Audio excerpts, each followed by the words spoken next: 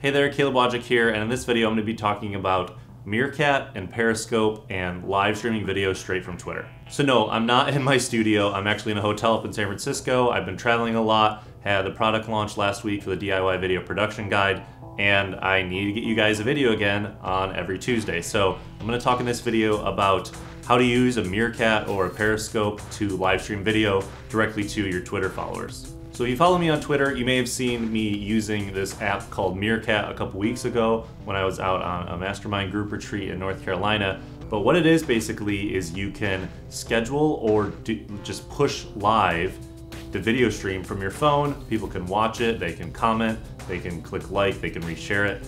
And Twitter actually had an app that they were developing that was in private beta when Meerkat went public, and that was called Periscope. And now Periscope is live, and I've been playing a little bit with that one as well, just to see how you use it, what people are using it for. So in this video, I'm going to be showing you how to actually use those apps on your phone. So let's jump into Meerkat. You open the app, in the upper left, you have your name and your score. If you click that, you get how many are following you and your followers, as well. You can log out and decide whether or not your announcements end with #Meerkat. Then there are the rules of Meerkat, which I've opened those up real quick. You can see those. Mainly it just says what happens on Meerkat happens on Twitter, gets pushed to followers immediately, you can only watch it live, and you can keep them locally if you want and then upload somewhere else. The bottom, follow Meerkat on Twitter, terms of use, feedback.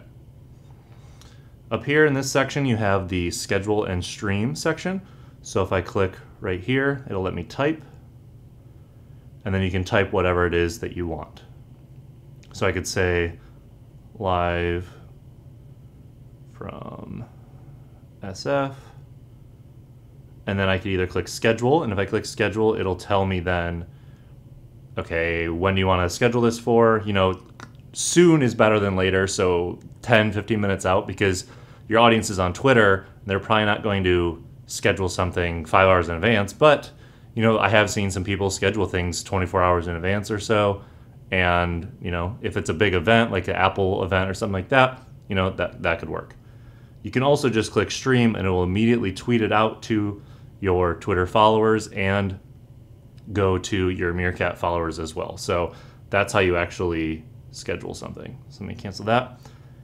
Recently, they've added some of these live ones and upcoming ones that are popular. So like if a bunch of people are subscribed to something, or there's a bunch of people watching now, then they'll show up right here. You can see how many likes they have, comments, and reshares, re-Meerkats, I guess. Down at the bottom right now, you have a share your profile button where you can say follow me on Meerkat, and then a link to your profile on Meerkat, which is kind of cool. That's something they added recently. Up here, you can go to the spotlight, and that will let you know maybe some people you might know or recommends people you would want to follow. You can also search right there. And then in the top right there is the leaderboard, and with the leaderboard you can see, based on comments, likes, people watching, reshares, everything, what the leaderboard is like. So Mashable, Jimmy Fallon, a bunch of other people, Gary Vaynerchuk has done a lot on here. Guy Kawasaki I actually saw walking around the USS Midway at Social Media Marketing World, and he was meerkatting what was on the boat, and you know, a bunch of other people, Jim Gaffigan. So there's comedians, there's some brands like Spotify, some actors like Jared Leto, and just people are experimenting with it. A bunch of Vine people are coming over, Nicholas there. Who else did I see that was a Vine person? Can't find him now. But like Leo Laporte, used to be on Tech TV, now he does a lot of his own stuff.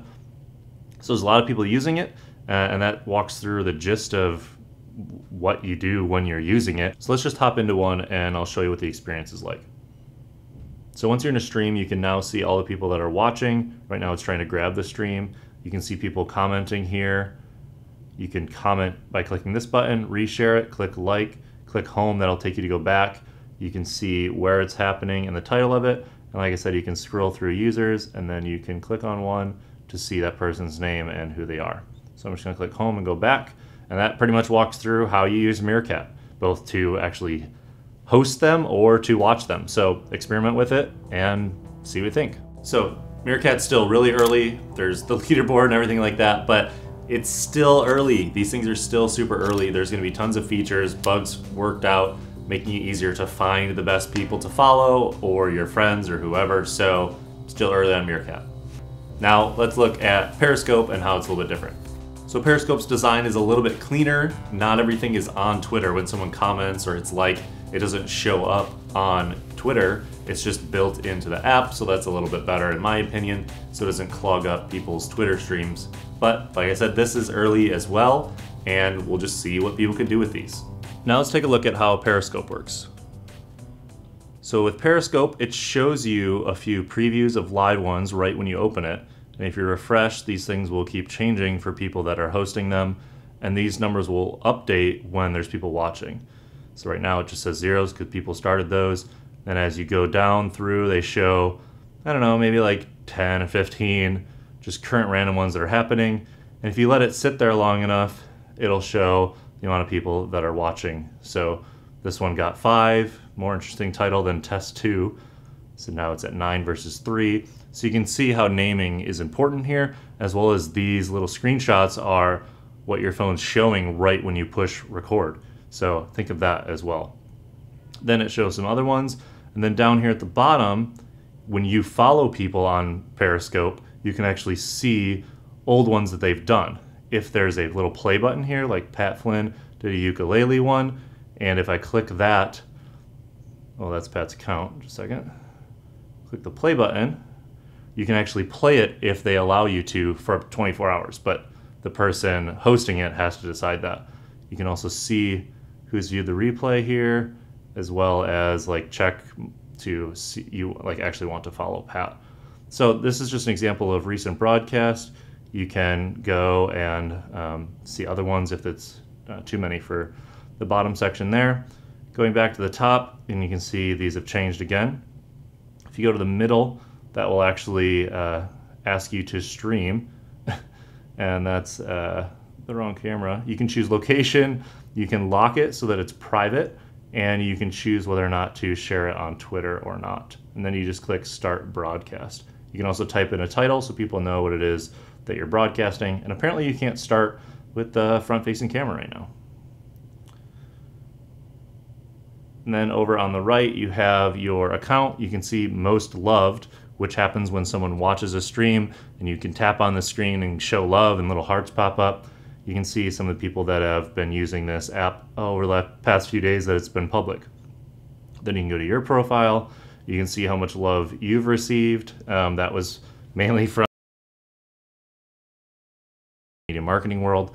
And then you can see who's following you, how many followers you have. You can block. You can share Periscope, send feedback, log out, etc. In the settings, there's not a whole lot right now. Just I have autosave broadcasts in case I want to post them somewhere else. And you can turn on notifications when people follow you. So now to show you how one actually works, let's actually go to one that's recorded so I don't show something randomly live that's inappropriate. And let's go to Pat's ukulele one. I'm just going to play it really quick. And you can see there's some audio. Let me turn it down a little bit. And you can see when people join, you can see the actually the length of the video here going across. And I can pause it if I want to because I'm watching the recording. If it's live, tapping the screen makes hearts happen. You can see people tapping right there. When I tap, it's a different color. So I just did 5 blue ones there. Now there's other people tapping. I could tap one more, give Pat another like. So yeah, that's how it pretty much is straightforward like that. And it doesn't actually go through Twitter like Meerkat does. But that pretty much walks through Periscope as it is right now, like the first week that it's out. So I don't really want to watch someone smoke weed in Costa Rica, so I'm going to scroll down. But yeah, I think that's it for Periscope, and let's wrap up. So how would I actually use these? Well, I've experimented with Q&A style things where I'm with a group of entrepreneurs and I say, I'm with so-and-so and so-and-so, ask us questions, and we take questions from people, and that's a cool format for it. I've seen people use it for talks or other things that are happening live, whether that's sporting events, concerts. I had Pat Flynn hold my phone while I was speaking at Social Media Marketing World and recorded part of mine and put it out live for people. So there are a bunch of different uses. Who knows what's going to be successful and what's going to make this platform stick around, and how you could use it. I think you could try some behind the scenes things. So if you are doing a weekly video or something like that, you could show behind the scenes how you're doing it, show your audience a little bit more personality and behind the scenes of just what it's like to put together a video for them, or what it's like to, you know, be a day in the life of whatever it is you do all day.